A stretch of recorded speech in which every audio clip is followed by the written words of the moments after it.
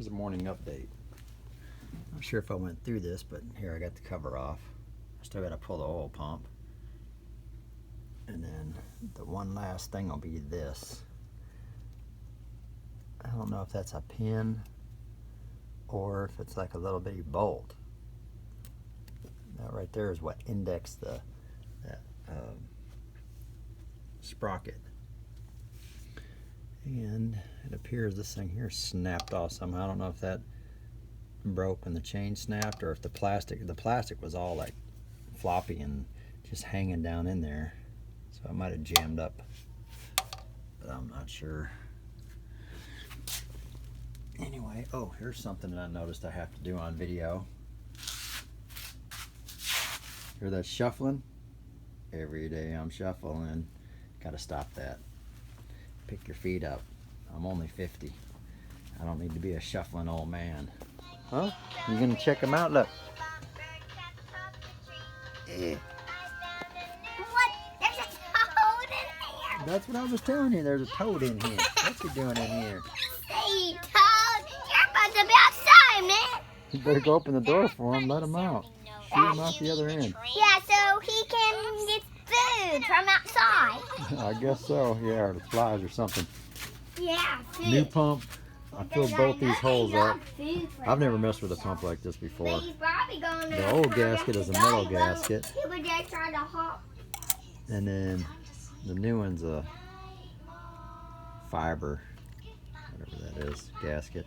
Anyway, I filled these up and wiggled it around. Hopefully that'll get the thing primed so it doesn't gall itself up on startup. So let's get back to work. Decided to go ahead and pull the cam out. That way I can work on this.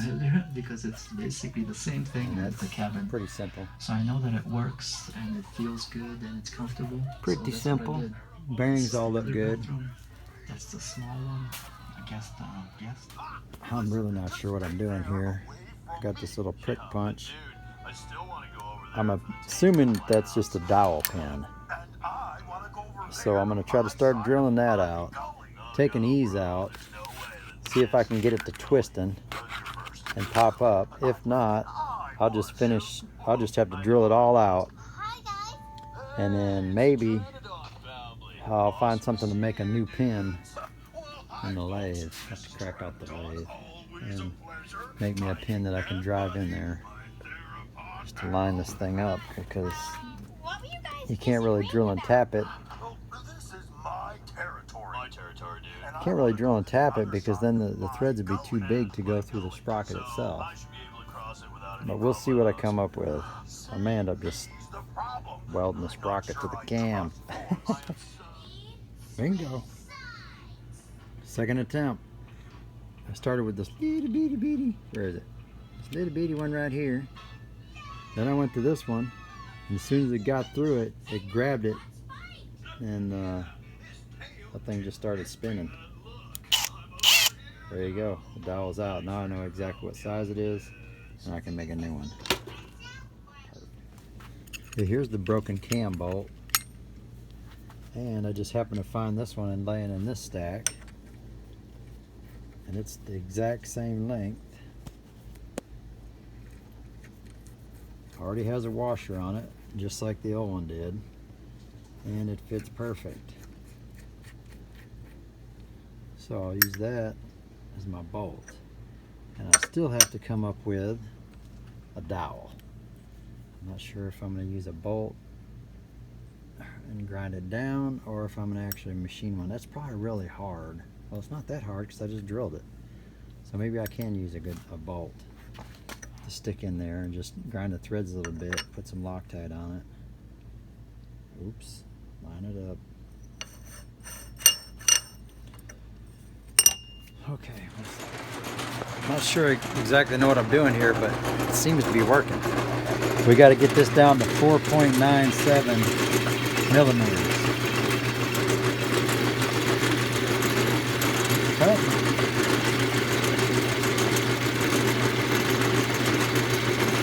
About just a little bit smaller than the threads on that bolt.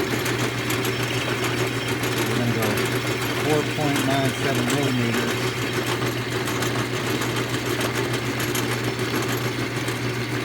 hopefully we can drive that thing in there.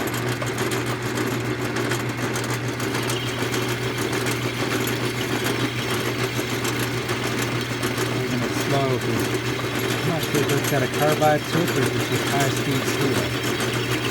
I think this one actually has a carbide tip on it.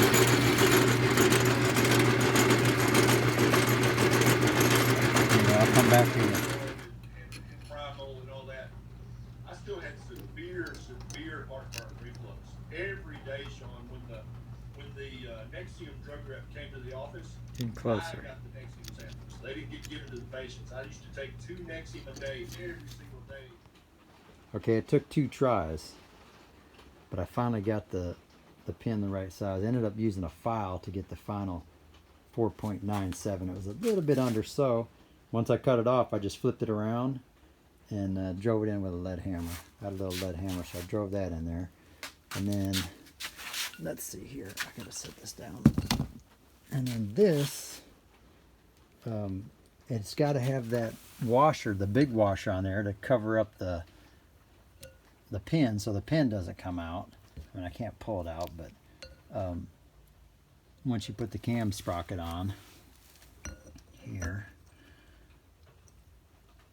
see, that thing will actually cover up the pin to keep it in. And I couldn't get this other washer off, so I ended up taking a die grinder and a little burr, and it's just going to have a couple less threads than the factory one. Okay, let's go. We got conflicting info on the 10 foot-pounds to 17 foot-pounds, or 117 inch-pounds to like 200 inch-pounds.